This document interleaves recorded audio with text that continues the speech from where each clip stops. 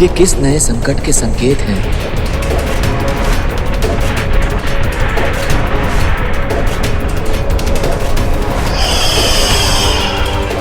विश्वास नहीं होता, इस बालक ने सचमुच वासुकी नाग को हरा दिया।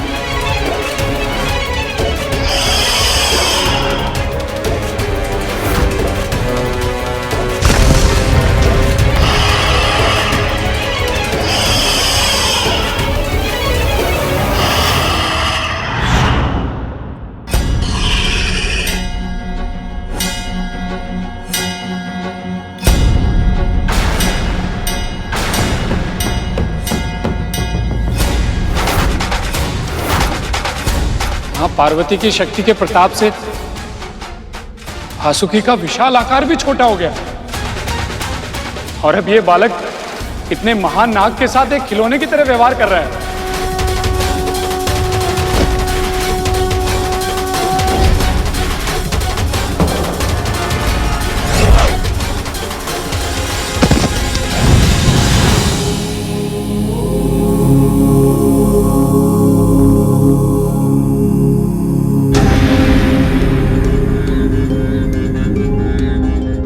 महादेव को समाधि से जगाना आसान नहीं है, और यदि वो क्रोध में जागे तो ना जाने इस बालक का क्या होगा। क्या कोई ऐसा नहीं है जो इस अहंकारी का हट छुड़वा पाए?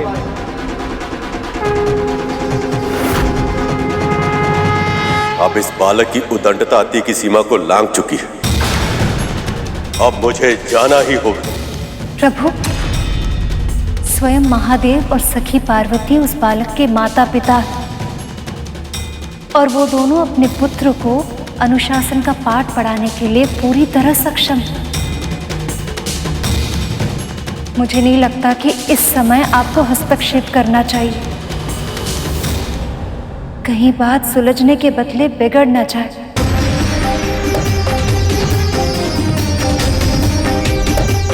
परमा, यह भी तो संभव नहीं है कि प्रभु शांत रहकर महादेव और उनके भक्तों के साथ ऐसा दुर्व्यवहार होते हुए देखते रहें। यदि समय रहते हुए इस बालक और इसकी शक्ति को नहीं रोका गया तो समस्त संसार का संतुलन नष्ट हो जाएगा। मैं समझती हूँ देवर्षि, और देवराज इंद्र भी इस बात को समझते हैं। देखिए, वो सभी देवताओं के साथ इस बालक को समझाने के लिए पहुंच गए। माँ ने कितने प्यार से सजाया था मुझे, पर इन सबको पाठ पढ़ाने में सारे वस्त्र गंदे हो गए। माँ को कितना बुरा लगेगा।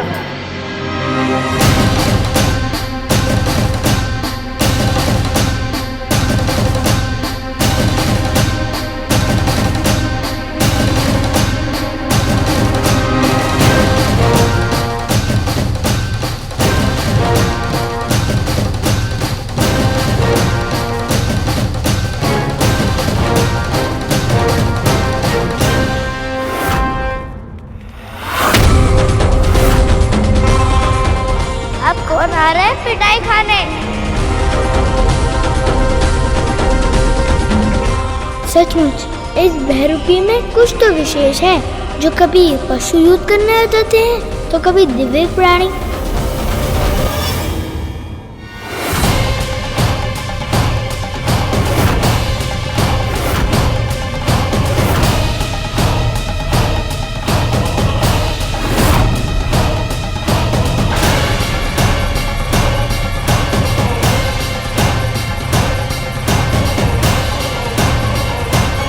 वैसे आप सब है कौन? मैं हूँ देवराज इंद्र। और मैं हूँ अग्निदेव। और मैं हूँ वायुदेव। और मैं हूँ वरुण देव। और हम सभी हैं देवगण। तुम अपनी माँ की आज्ञा का पालन कर रहे हो बालक, ये बहुत ही अच्छी बात है। पर अपनी माँ की आज्ञा के आगे किसी और की बात ना सुनना, ये अनुचित है। तुम महादेव को जानने का प्रयास तो करो, स्वयं जान जाओगे कि वो कौन है और तुम्हें उन्हें क्यों नहीं रोकना चाहिए। जो मेरी माँ के आदेश का पालन करने का इच्छुक नहीं है, उसे जानने में मेरी कोई रुचि नहीं है।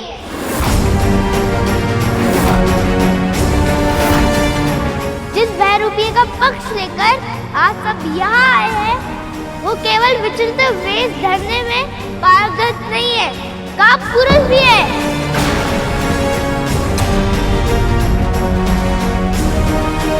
स्वयं तो आंखें मूंदकर ऐसे बैठ गए हैं जैसे उन्हें किसी बात से कोई अंतर ही नहीं पड़ता, पर कुछ ही समय के अंतराल में बार बार किसी न किसी को युद्ध करने के लिए भेज देते हैं वो।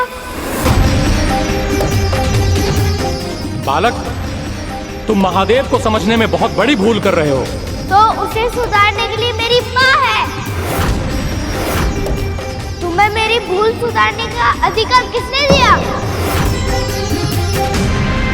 उन वनवासी बाबा के पक्षकार बनना बंद करो।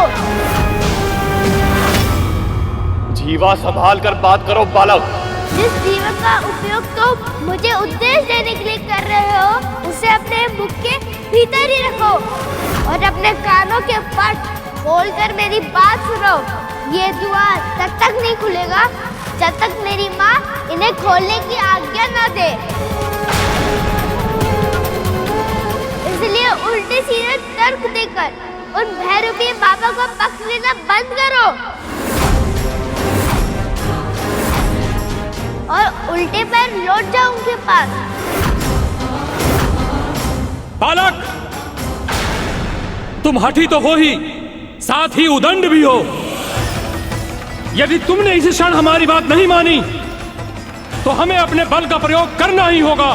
तो प्रतिष्ठा किस लिए कर रहे हो? मूर्त दिखलाऊं क्या?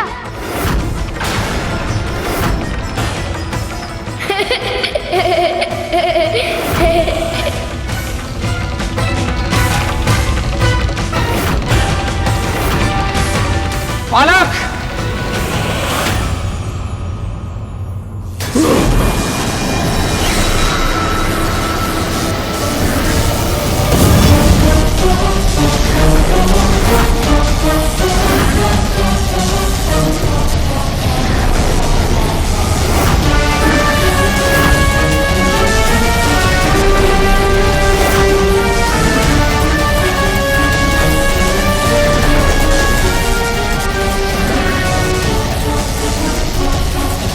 मेरे अग्नि का प्रभाव इस डंडे पर क्यों नहीं हो रहा है?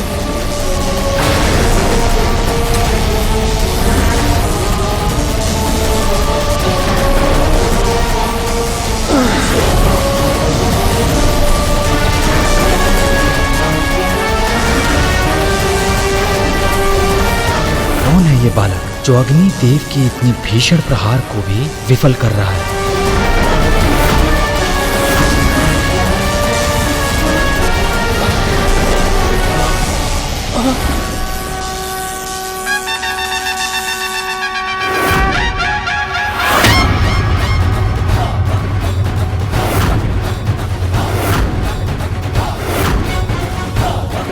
मेरी वायु की तीव्र शक्ति से आक्रमण करूंगा मैं।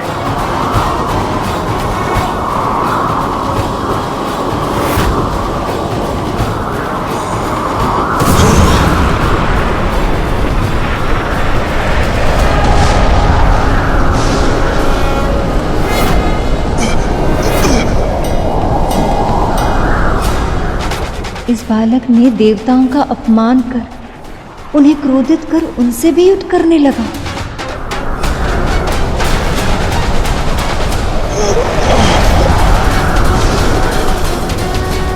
मैंने अभी अभी प्रभु को शांत कराया है।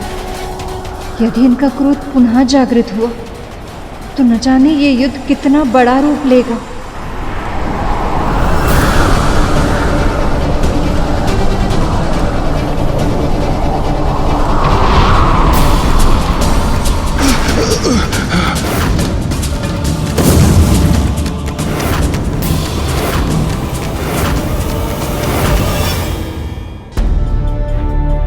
इस बालक पर तो वायुदेव के वार का भी कोई असर नहीं पड़ा।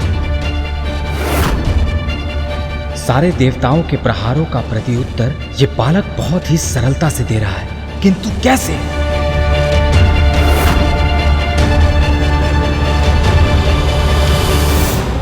इतने सारे व्यक्ति उन्हें मना कर रहे थे, महादेव के पक्ष से उन्हें समझाने का प्रयास कर रहे थे, फिर भी बाल गणेश के मन में यह शंका क्यों नहीं आई कि वो कुछ अनुचित कर रहे हैं? क्योंकि जब भी कोई व्यक्ति कोई अनुचित कार्य या पाप कर रहा होता है, तब वो अपनी अंतरात्मा की पुकार को अनसुना करता है।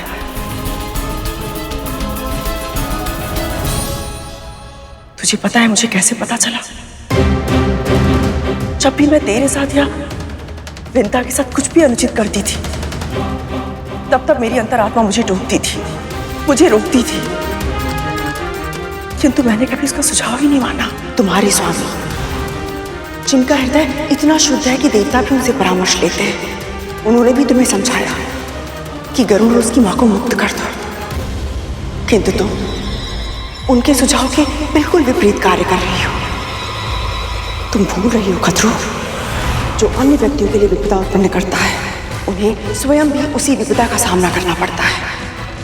आज तुम विंता के पुत्र को संकट में डालना चाहती हो, पर कहीं ऐसा ना हो कि तुम्हारे पुत्री तुम्हारे बनाए हुए जाल में फंस जाए। आप सत्य कह रही हैं देवी, किंतु एक सत्य और भी कि उचित और अनुचित का अंतर जानने के लिए ज्ञान का होना बहुत आवश्यक है।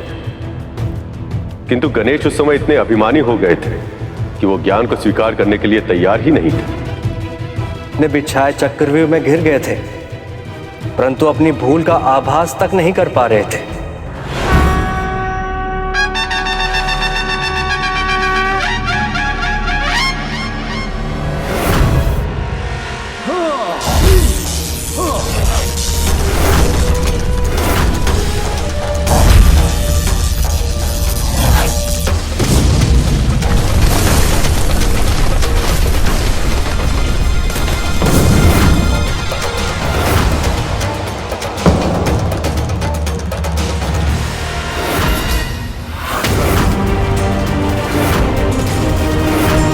देवताओं, आक्रमण!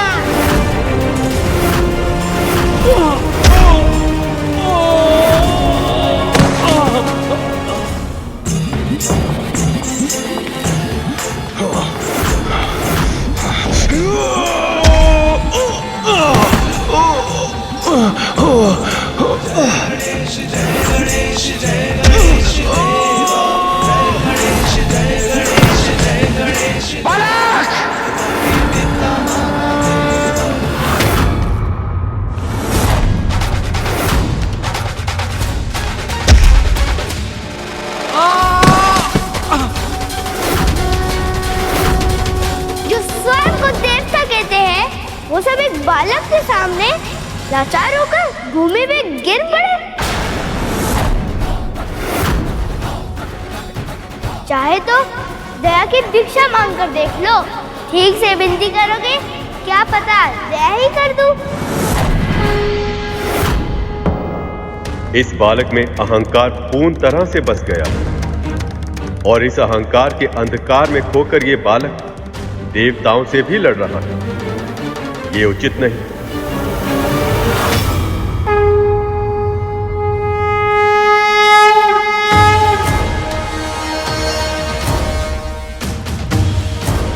हे नारायण, अब आपको हस्तक्षेप करना ही होगा।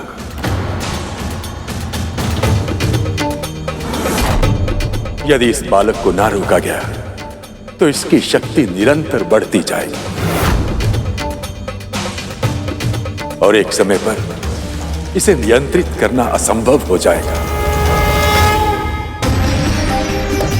यदि प्रभु ने हस्तक्षेप किया तो ये युद्ध न जाने क्या रूप ले लेगा, और यदि उन्होंने क्रोधवश सुदर्शन चक्र का आह्वान किया तो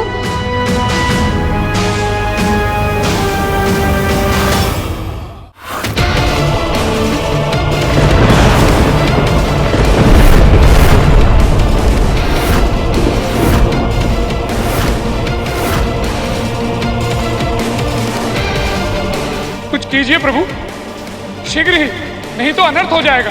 देवराज इंद्र ने अपने वज्र का आह्वान कर ही लिया है।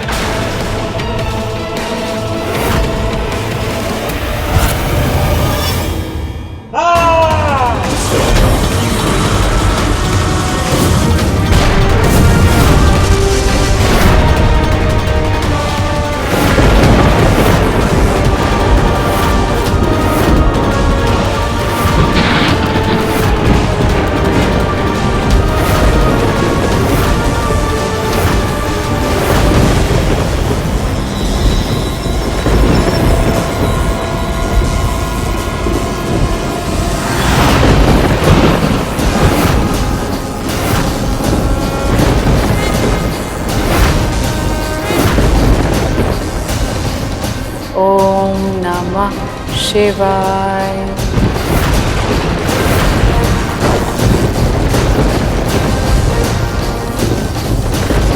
ओम नमः शिवाय।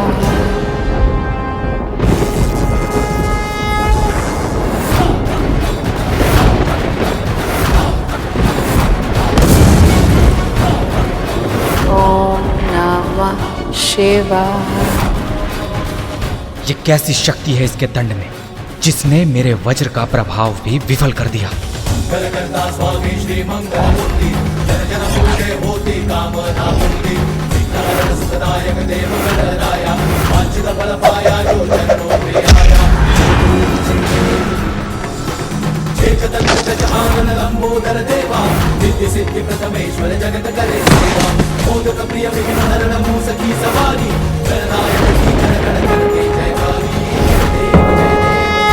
बस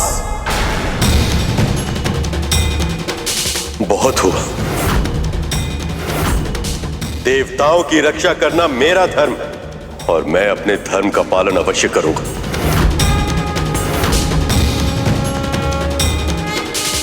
प्रभु,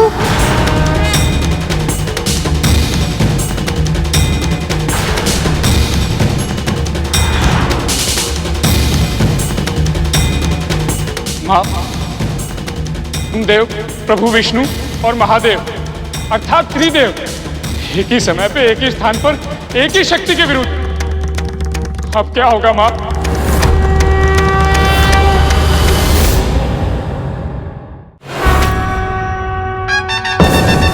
देवता भी पराजित हो गए, यहां तक कि देवराज भी असफल हो गए। ये कैसे संभव है?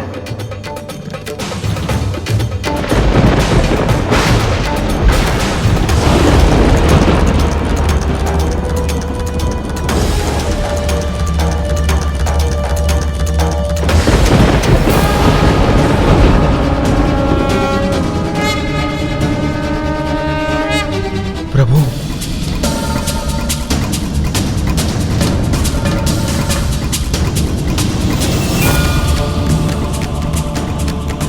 ये सभी हताश हो चुके थे पर अब नई शक्ति नई आशा के साथ फिर से खड़े हो गए। ऐसा कौन आ रहा है अब?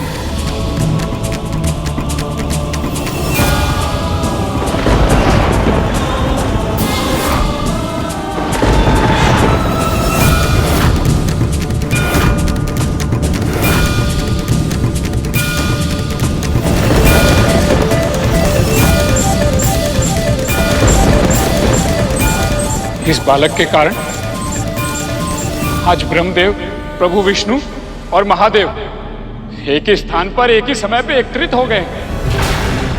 इतिहास साक्षी है मां, जब जब ऐसा हुआ है तब तक कोई अकल्पनीय घटना घटी है। मुझे भय है मां कि इतिहास कहीं अपने आप को फिर से दोहरा तो नहीं रहा है। बस यही आशा करती हूँ कि ब्रह्मदेव और प्रभु इसे इसकी भूल समझा पाए और ये उसे सुधार ले, ताकि महादेव को अपनी तपस्या से उठने की आवश्यकता नहीं। यदि महादेव को ज्ञात हो गया कि उस बालक ने उनके गणों के साथ अहित किया है, तो उनके क्रोध का समुद्र अपनी सीमा तोड़ देगा।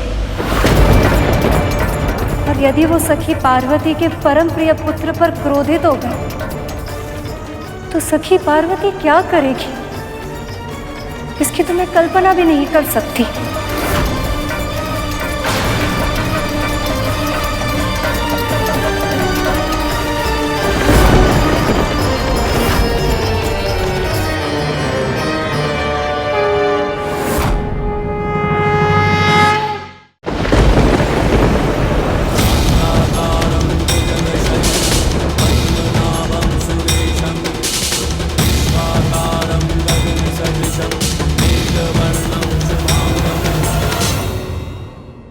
बालक, कम से कम सामान्य शिष्टाचार तो मत त्यागो। तुम्हारे सामने सृष्टि के रचयिता ब्रह्मदेव और स्वयं पालनकर्ता प्रभु विष्णु उपस्थित हैं। इन्हें प्रणाम करो बालक।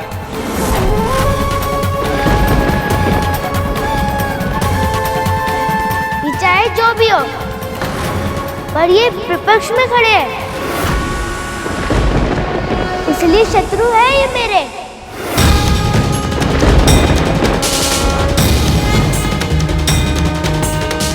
मैं शत्रु को प्रणाम नहीं करता।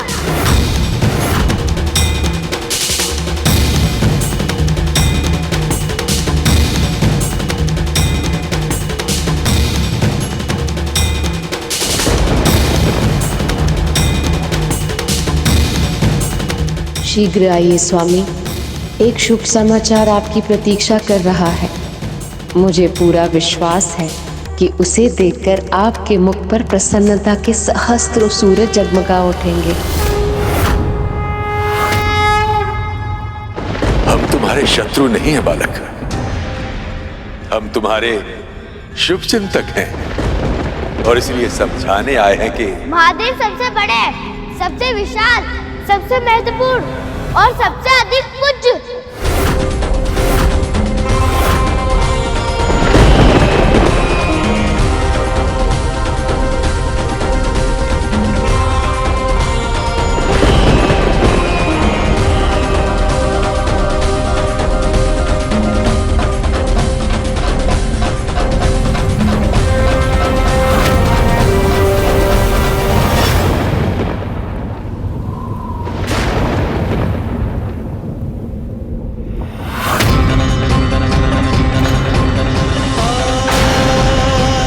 अवश्य ही हवा से बुझी होगी ये दीपक। अब तो मेरे प्रभु पुनः लौट रहे हैं, अब कुछ भी अशुभ नहीं हो सकता है।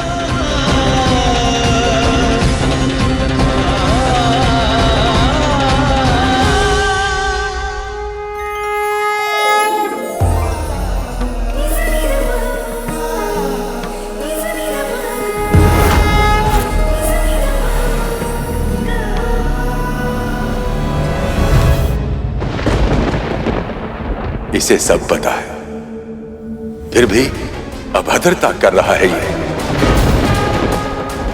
अभी कुछ ही देर पहले आप लोग की कथा सुनी।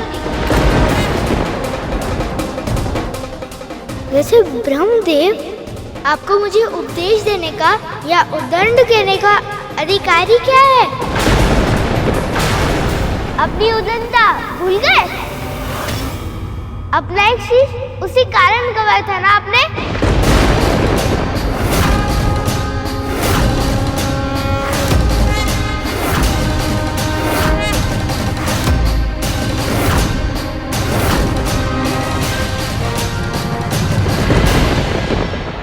ब्रह्मदेव का अपमान करके ये बालक उचित नहीं कर रहा है। यदि इसने अपनी वाणी पर विराम नहीं दिया तो प्रभु विष्णु इसे कभी क्षमा नहीं करेंगे। क्षमा करना तो दूर, मुझे तो भय है कहीं प्रभु उसे कठोर दंड न दे दे। ये सब मेरे कारण ही हो रहा है माँ। यदि उस समय मैंने शनिदेव को रोक लिया होता तो उनकी दृष्टि इस बालक पर नहीं पड़ती और उसमें ना मेरा अहित होता और ना उस बालक का। मैंने उस बालक को दृष्टि मात्र देख लिया और मेरे इस अपराध के लिए माँ पार्वती ने मुझे ऐसा दंड दिया कि मैं अब कभी ठीक से चल भी नहीं पाऊंगा। मुझे क्षमा कर दीजिए माँ। तो सोचिए देवी, यदि प्रभु विष्णु ने उस बालक के साथ कठोरता दिखाई या उसे कोई दंड दिया तो माँ पार्वती क्या करेंगी?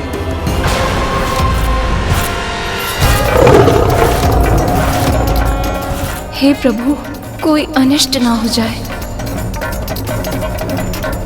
तुम सत्य कह रहे हो बालक। अपनी उदंडता और अपने अभिमान के कारण ही मैंने अपना एक शीश गंवा दिया था। विनम्रता और ज्ञान का पाठ इतना कठोर दंड सहने के बाद ही सीख पाया हूं मैं। किंतु तुम्हें यह करने की आवश्यकता नहीं है। हठ नहीं किया करते, हठ छोड़ दो और अपनी भूल स्वीकार करके इन सभी से क्षमा मांग लो। क्षमा और मैं कभी नहीं।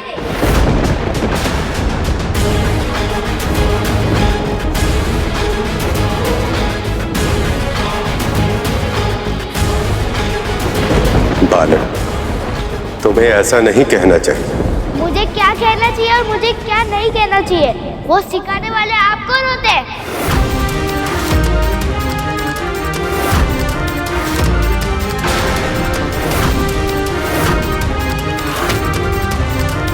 तुम जानते भी हो तुम किसका अपमान कर रहे हो?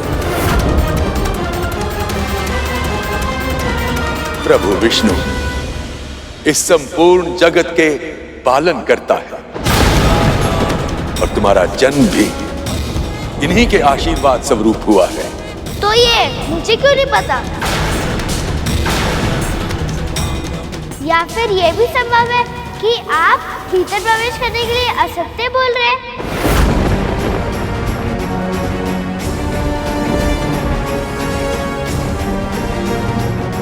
अज्ञानी बालक, तुम ब्रह्मदेव के मुख से निकले हुए वाक्य को असत्य कह रहे हो?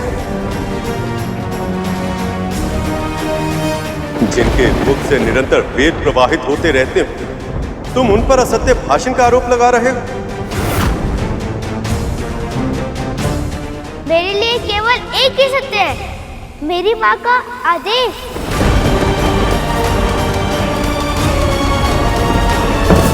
यदि आप सबने मेरे सत्य का सम्मान नहीं किया तो उसका उत्तर ये डंडा देगा।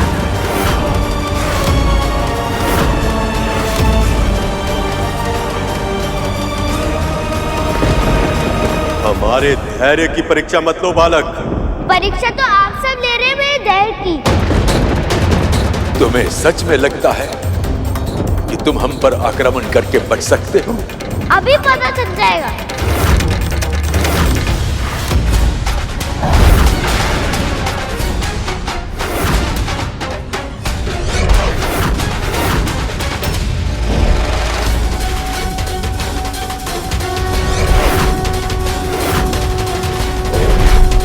मां शक्ति के दंड के प्रहार से कैसे बचेंगे ब्रह्मदेव?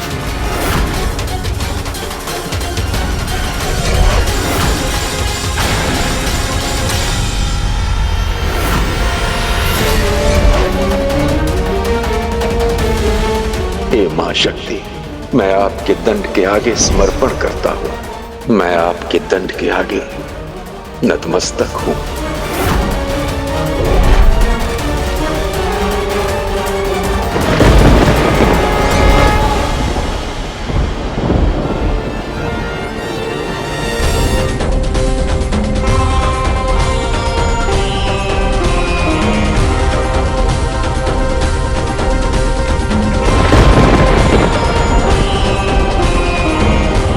सामने मेरी माँ की शक्ति दुर्बल कैसे पड़ गई?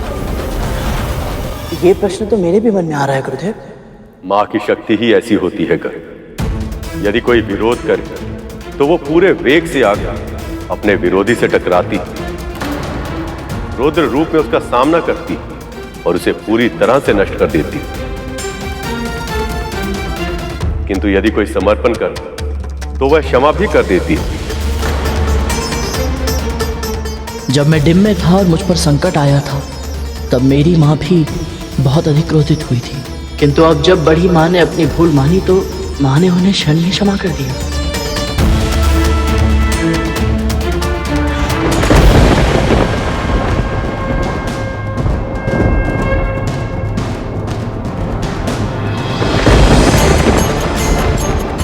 धन्यवाद मां, आपकी कृपा अपरंपार है।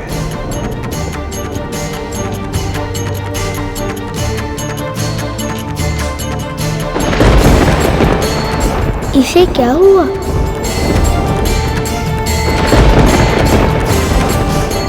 अब समझे बालक, तुम चाहो तब भी हमें हानि नहीं पहुंचा सकते। एक बार असफल हो गया तो इसका अर्थ ये नहीं है कि मैं पराजित हो गया हूँ।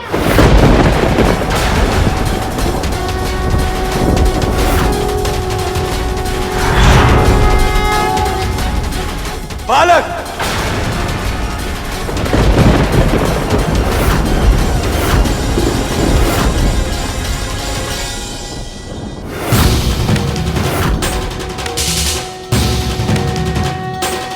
आपकी तर्जनी उंगली देखकर त्राही त्राही करने लगूं?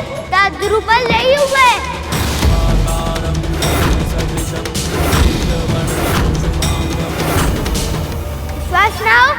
मैं चुनौती देता हूँ, वार कीजिए मुझ पर।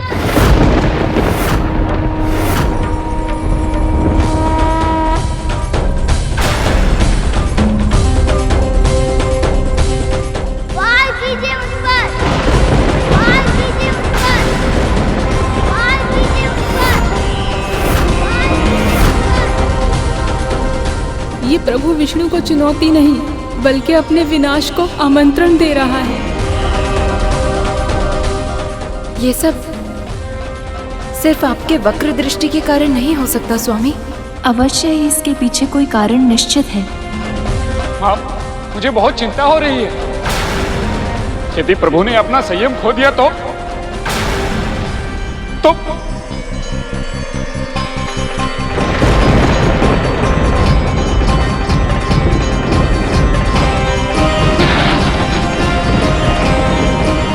विनाश के चिन्ह प्रकट होने लगे थे। बातों की रचना विकट हो चली थी। बिजली अपना रौद्र रूप दिखा रही थी।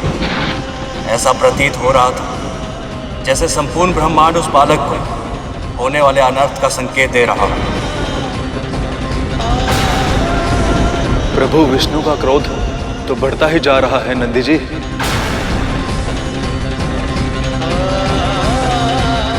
महादेव, अब इस बालक का क्या होगा? अभी भी समय है बालक, हट छोड़ दो और प्रकृति के संकेत को समझो। जो विष्णु गणना करते हैं वो बादल कोई वर्षा नहीं करते।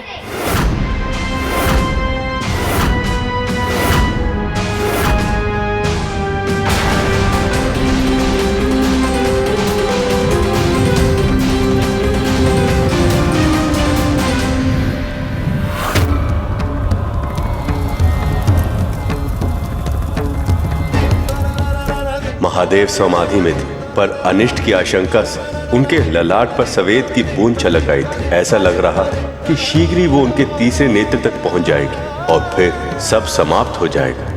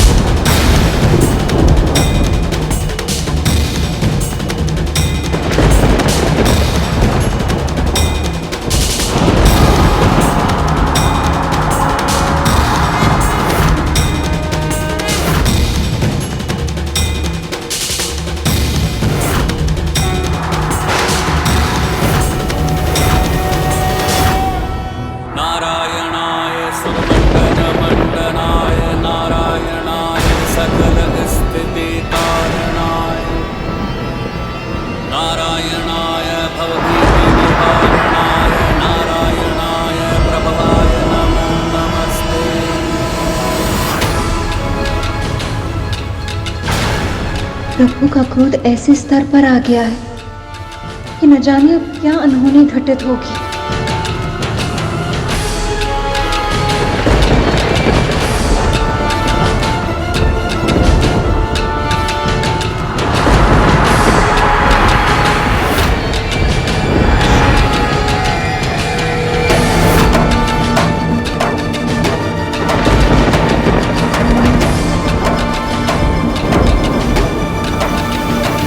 सुदर्शन चक्र, प्रभु आप ऐसा नहीं कर सकते। एक छोटे से बालक पर आप प्राणघातक अस्त्र नहीं चला सकते, अन्यथा अनर्थ हो जाएगा प्रभु, अनर्थ हो जाएगा।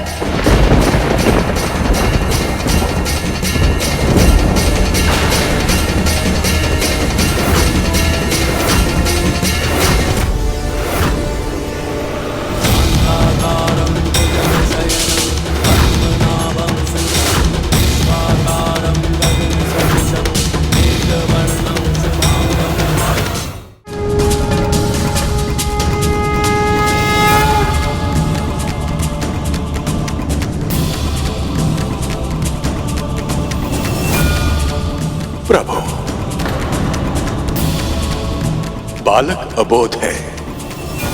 वो नहीं जानता कि उसने किसे चुनौती दी है। मेरी आपसे प्रार्थना है, अपना चक्र वापस ले लीजिए। यह अबोध है प्रभु, इसे क्षमा कर दीजिए। प्रभु, ये आपके ही आशीर्वाद का फल है, इसे क्षमा कर दीजिए। प्रभु, इस बालक को क्षमा कर दीजिए। शायद मेरी वक्र दृष्टि का प्रभाव है इस बालक पर।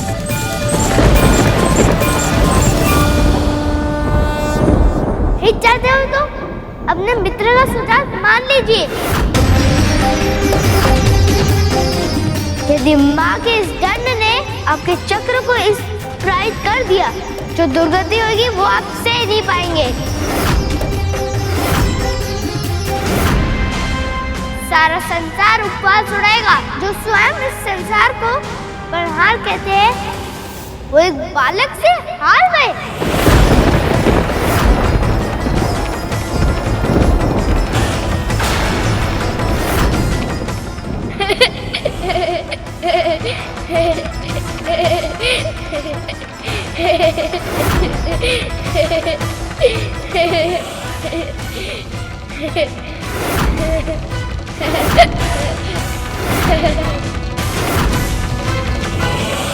क्या हुआ?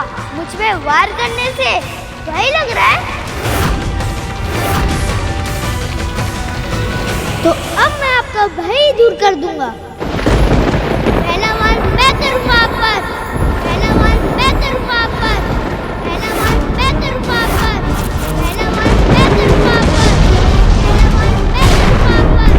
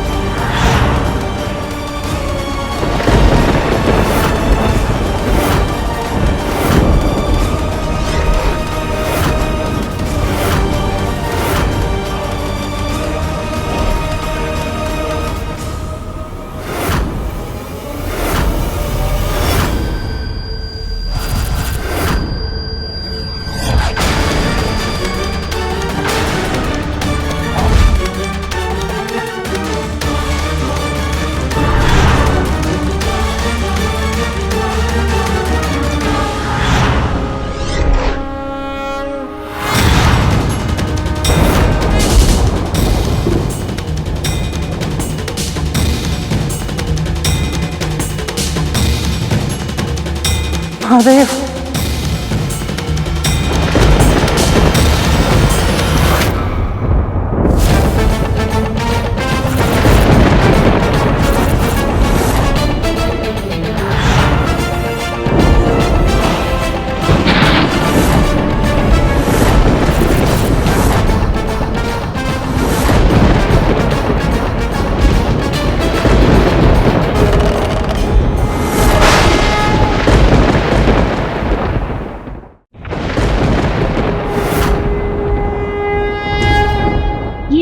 इतना शक्तिशाली है कि इसने माँ के ही दंड को अपने अंदर समा लिया।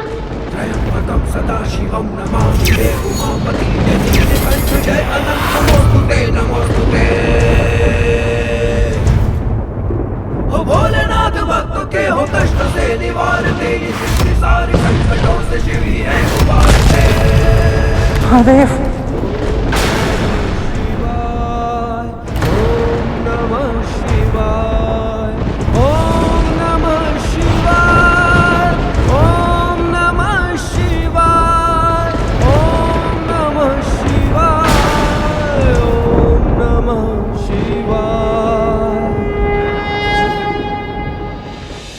हे प्रभु, अच्छा हुआ आप ध्यान से जाग गए। अब आप ही इस परिस्थिति को संभाल सकते हैं।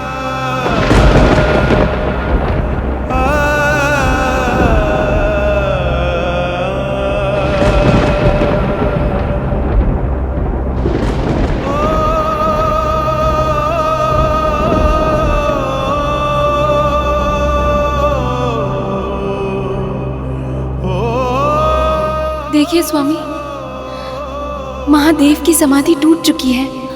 अब वो अपने पुत्र और इस स्थिति को अवश्य ही संभाल लेंगे।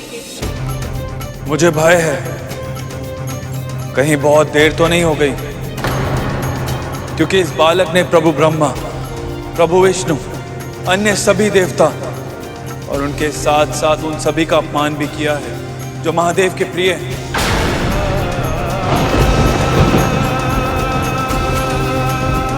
और महादेव सब कुछ सह सकते हैं, किंतु अपने भक्तों का कष्ट कभी नहीं सह सकते।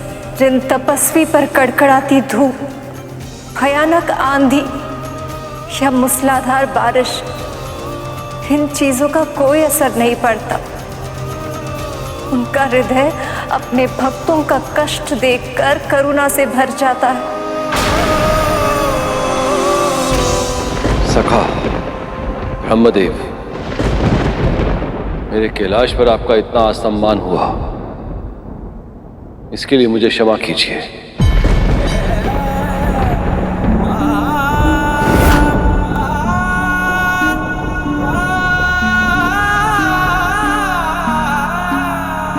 क्षमा तो मुझे मांगनी चाहिए सखा।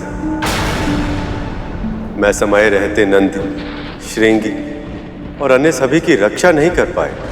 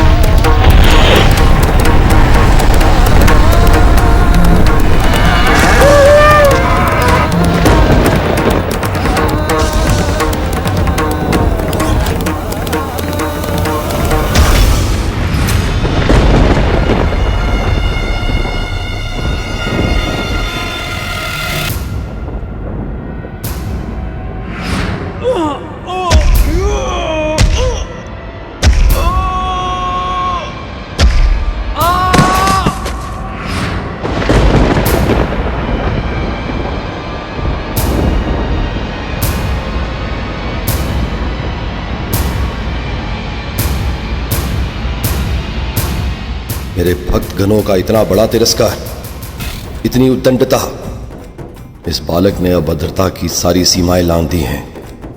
अब मुझे इसके अहंकार का अंत करना ही होगा।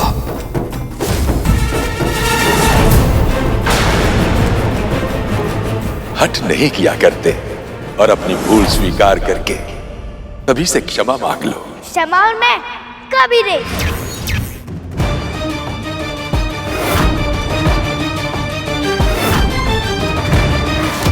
बालक, तुम्हें ऐसा नहीं कहना चाहिए। मुझे क्या कहना चाहिए और मुझे क्या नहीं कहना चाहिए, वो सिखाने वाले आप कौन होते हैं? यदि आप सबने मेरे सत्य का सम्मान नहीं किया, तो उसका उत्तर ये डंडा देगा।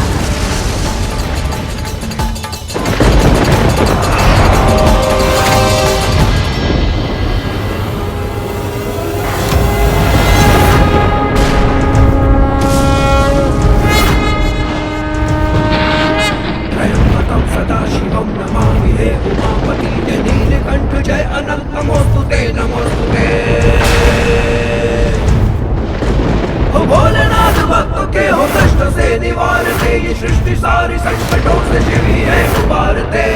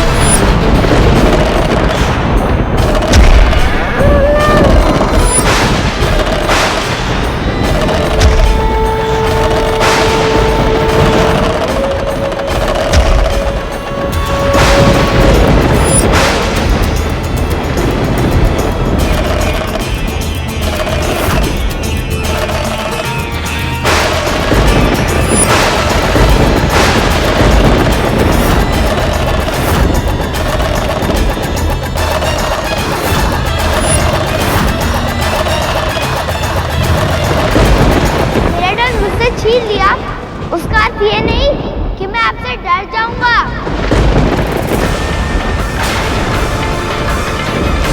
आप सबके लिए मुझे दंड की आवश्यकता नहीं।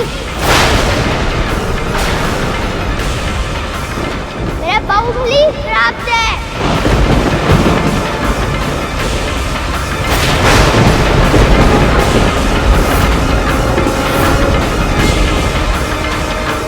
तुमने सिद्ध कर दिया कि तुम मंदबुद्धि नहीं कुबुद्धि हो, और अब इस कुबुद्धि के विसर्जन से ही तुम्हारी शुद्धि हो सकती है।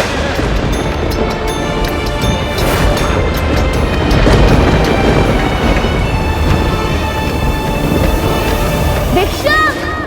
भिक्षुक! भिक्षुक!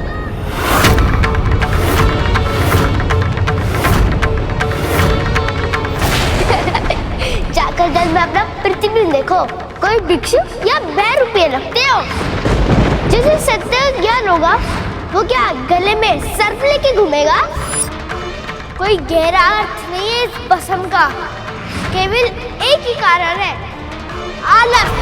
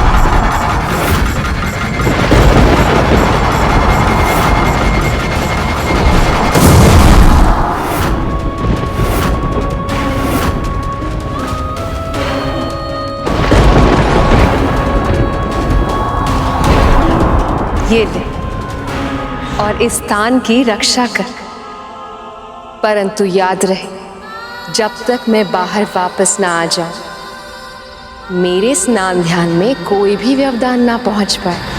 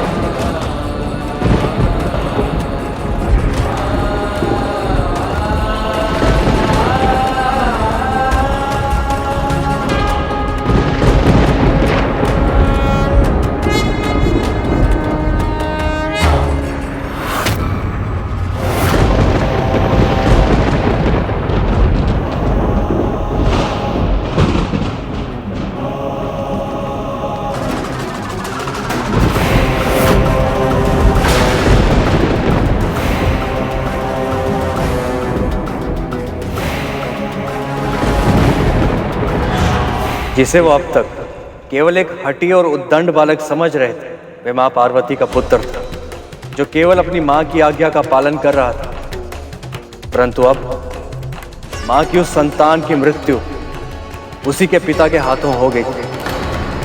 ये नियति का सबसे क्रूर खिलवाड़ था, और इसका अंत कैसे होने वाला था कोई नहीं जानता था।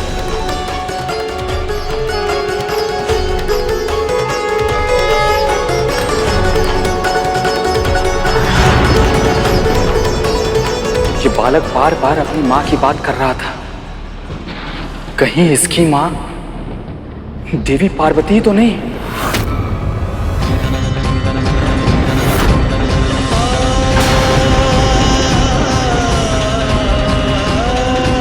तो क्या अब तक हम मां पार्वती के पुत्र से युद्ध कर रहे थे? इतना बड़ा अनर्थ कैसे हो गया हमसे?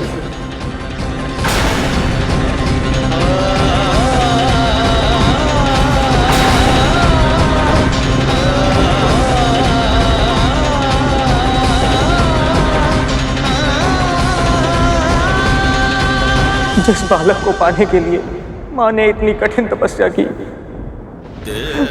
वो हमारे कारण वो भी अपने पिता के हाथों।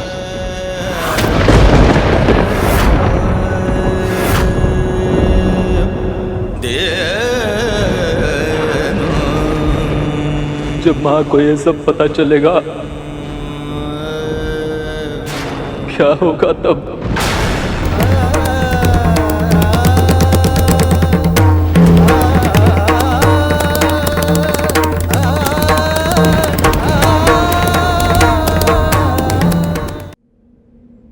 नहीं, ऐसा नहीं हो सकता। देवी पार्वती के साथ ये नहीं हो सकता। इतने लंबे समय के बाद, इतने कठोर तपस्या के फलस्वरूप उन्हें ये पुत्र मिला था। काल इतना क्रूर नहीं हो सकता कि वो देवी पार्वती से इतने शीघ्र उनका पुत्र छीन ले।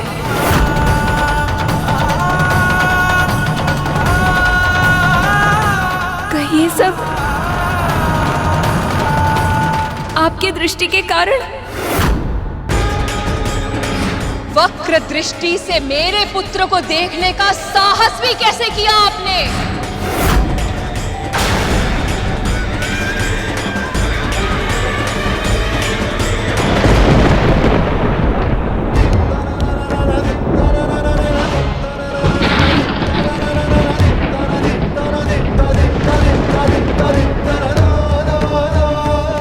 सखा पार्वती, मुझसे ऐसा कैसे हो गया?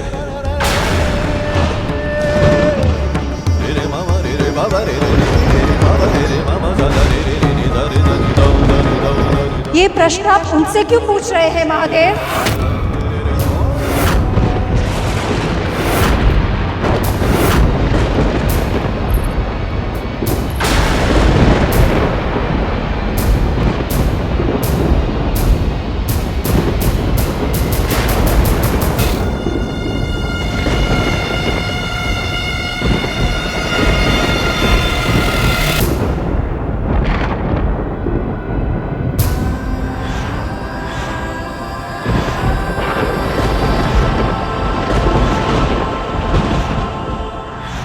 माताओं को धन्यवाद, पर मुझे तो मेरी माँ के दिए हुए लाल फूल ही सबसे प्रिय लग रहे हैं।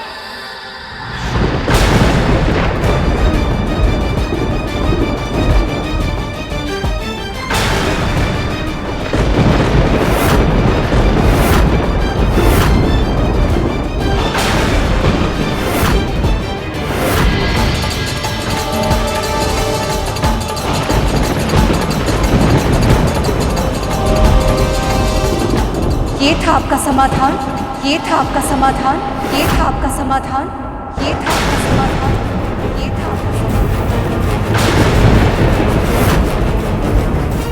आप धर्म की रक्षा करने आए थे ना? ऐसे किया आपने धर्म की रक्षा। उस बालक के पास न तो अस्त्र था न शस्त्र। आपके सामने महादेव के त्रिशूल से प्रहार हुआ और आपने उन्हें रोका तक नहीं।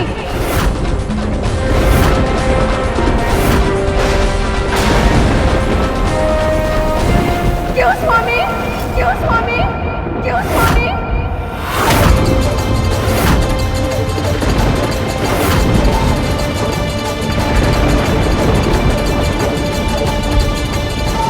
और आप ब्रह्मदेव,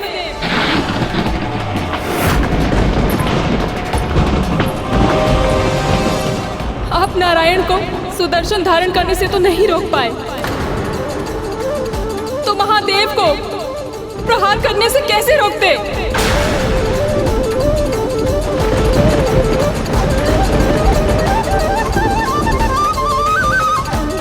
इन पर क्रोध करने से लाभ ही क्या?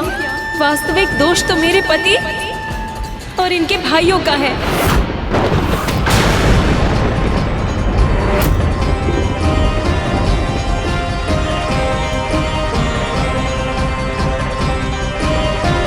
एक बालक ने कुछ देर अपनी शक्ति का प्रदर्शन क्या कर दिया, इन्होंने तो उसे अपना शत्रु ही मान लिया।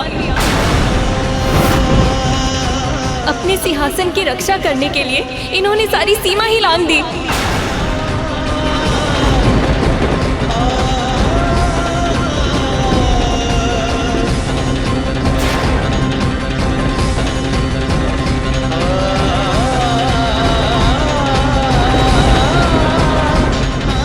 पर अब पूरे ब्रह्मांड में भी ऐसा कोई स्थान नहीं जहां ये छिपकर अपनी रक्षा कर सके।